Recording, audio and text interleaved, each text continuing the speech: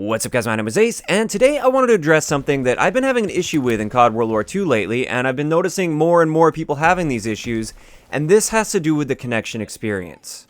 Now this is a topic that I don't normally touch on my YouTube channel for several reasons. First up, there are a lot of misconceptions out there regarding the networking system and the connection system and the way that matchmaking works. And anytime I try to clear that up, immediately I'm just a sellout and I'm an apologist for the evil developers that make the game that we love. And it gets really annoying having to deal with this stuff. Over the past several years, I've done a lot of research into how the networking system works with Call of Duty, and how their lag compensation system works, how kill cams work. I've got a pretty good understanding of those systems, at least from a user perspective. But the moment I state that we are playing on dedicated servers most of the time, certain people absolutely lose their mind and think that I'm being paid by Activision to lie to you about the fact that we're playing on dedicated servers, even though if you guys wanted to test the truth for yourself, you could hop into a game and with Wireshark or with a NetDoomer router, you could see these dedicated servers clearly, and you'll see that they're hosted by Vulture or GameServers.com.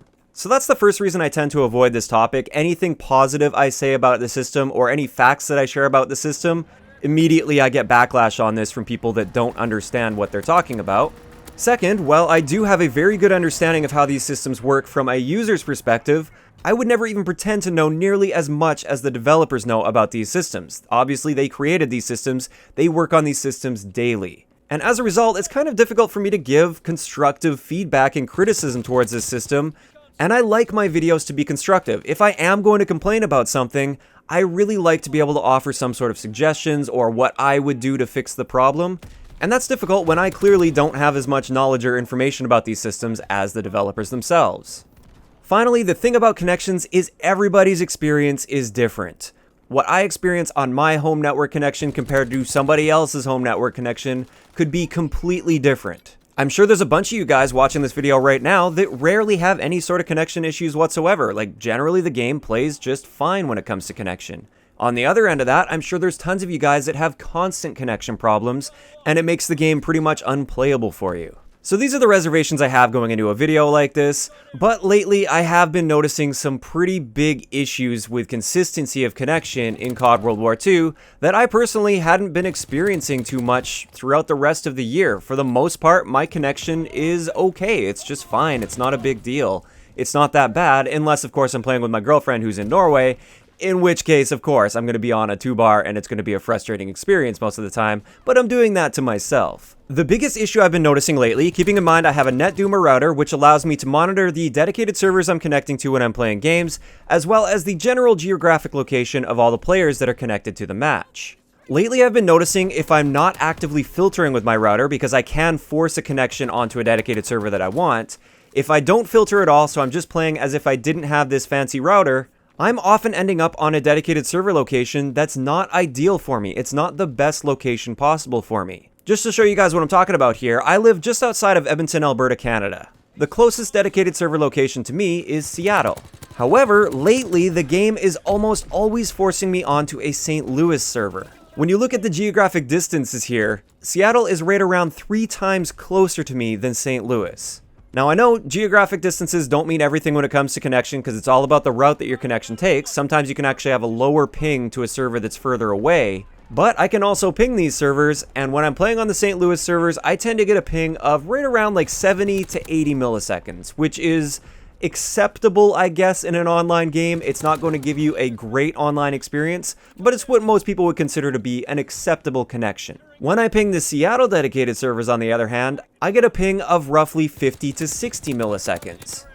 Still not amazing by any means, but it is noticeably better, and also it's the best I can do based on the location I live. I should also point out, when I've monitored my connection when I'm on a Seattle server versus the St. Louis server, I do notice a difference in game, and I have actually been able to notice this difference blind, like without looking at my NetDoomer. I've actually done this on stream where I'm telling you guys, like, what's going on here? Like, my connection doesn't feel right. And then I load up my NetDoomer, and sure enough, I'm on that St. Louis server instead of the Seattle server. The moment I switch it to Seattle, my experience with the game improves significantly. So why am I constantly being put on a St. Louis dedicated server if I have a better connection to the Seattle dedicated servers? This is where we're left to speculate, unfortunately. I don't know what goes into everything behind the scenes when it comes to this, so I'm left guessing, basically, which is kind of frustrating. Some people will say that this is skill-based matchmaking at work, but I don't notice any difference in skill overall when I'm playing on the Seattle server versus the St. Louis server. Of course, this is just anecdotal, but I'm just not seeing any sort of significant difference whatsoever here when it comes to the skill level of the players, just my connection experience. So what I really think is going on is perhaps they have matchmaking geared a little bit too much towards speed rather than quality, so they try to get you into an acceptable connection match as fast as possible, rather than taking a little bit of extra time to give you the best connection match. Now, the reason I say this is when I don't filter with my router, so I'm just playing as if I didn't have the router and it will put me on that St. Louis server most of the time, I find matches within usually 5 seconds or so. Like, I find a match pretty much instantly when I search for one. When I filter with my NetDoomer router and I try to force it on that Seattle dedicated server, it now often takes me 10 to 30 seconds or so to find a lobby, sometimes a little bit longer than other times, kind of depends on the time of day as well as the game mode that I'm playing. So clearly it finds a connection for me faster in St. Louis than it does in Seattle, but that experience for me isn't going to be as good. I think I can speak for a lot of people in this community when I say we would prefer to wait a little bit longer to find a match if that means we're going to have the best connection experience possible in that match. I don't want an acceptable connection quickly, I want the best connection within a reasonable amount of time, of course. I don't want to be waiting over a minute to find a lobby most of the time, but if it takes an extra 20 to 30 seconds to find me a match that's going to be noticeably better when it comes to connection, I'm very happy to wait that extra little bit of time, and this is why I often filter my connection when I'm playing solo. Yes, it takes longer to find lobbies, but my experience overall is noticeably better than if I'm not filtering. And you really shouldn't have to have a fancy router with all these features in order to make this happen. This is why I'd like to see an option return that we had in Black Ops 2, and this is where you can opt in with your matchmaking to search for the best connection possible, with of course a warning that says that it might take you longer to find matches, versus just the standard matchmaking system that'll get you to a match much quicker. Now, this system might not be as relevant with a dedicated server system that we're currently using, so instead, why not have what pretty much every other game out there has, where you select your server location when you first log into the game? Why not have a list of all these server locations that you have to connect to, as well as your current ping to those server locations, and you pick the region that you want the game to match you in? Call of Duty is falling behind in this area, and they really need to keep up with the times. Now, this is likely far too late to be implemented into CoD WW2, since we're already well into the life cycle of the game, but I would love to see an option like this in the future of Call of Duty. In addition to this, something else I wanted to cover that doesn't necessarily affect me so much, but it is affecting a lot of players out there, and I did want to address it, is the fact that there are many regions out there that do have a decent player base in them that don't have access to a nearby dedicated server. I'm talking primarily people from the Middle East as well as Southeast Asia. For the people that are in the Middle East, they're still connecting to dedicated servers almost every time, which might sound great, but the big issue with this is they connect to European dedicated servers, so they're coming into the European dedicated servers with a very high ping, which leads to a lot of really strange and inconsistent situations for everybody involved. It really screws with the Europeans that are playing against these Middle Eastern players, and it also screws with the Middle Eastern players because they're playing on a very high ping. I've lived in Norway for a few months over the past year or so I've experienced this firsthand, and anytime I ran into Middle Eastern players, it was just a terrible lobby, and it seemed like it was terrible for everyone involved. They had a really high ping, so they were struggling most of the time, but it also led to a lot of situations where they had a big peeker's advantage over me or something along those lines, and it just led to a lot of inconsistent situations, and it just felt terrible playing against them, and I'm sure it didn't feel great for them playing against us either.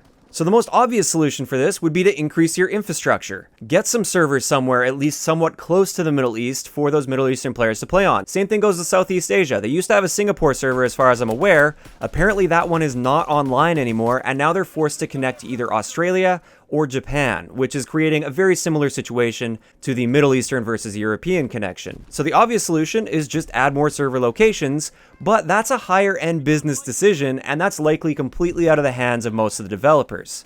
I'm sure a lot of the dev team feels the exact same way. They would love to have servers in more places. But as far as I'm aware, that's out of their hands, and that's a business decision.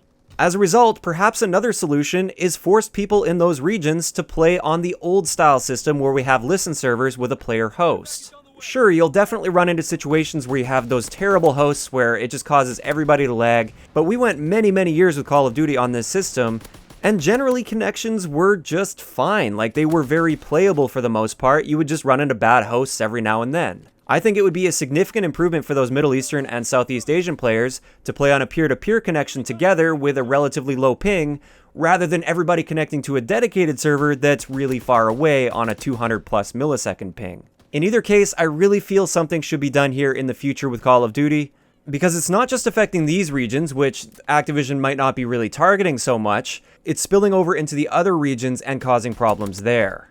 So with that, that's pretty much everything I wanted to get off my chest when it came to the connection issues. I know it might have sounded maybe a little bit on the ranty side. I tried to offer some suggestions, but like I said, I don't know nearly as much as the developers know, and therefore it's kind of difficult to make suggestions because I have been noticing more and more issues when it comes to consistency with connections. So with that, I'd like to know in the comment section below, how is your connection experience in CoD World War II? Try and really step back and be honest about it. Has it been generally good, generally bad, or just inconsistent like with me, where sometimes it's great and it's totally fine, and then other times it is just absolutely terrible? If you enjoyed the video, a like rating is always appreciated, and don't forget to subscribe for more if you haven't already. I'll talk to you guys next time.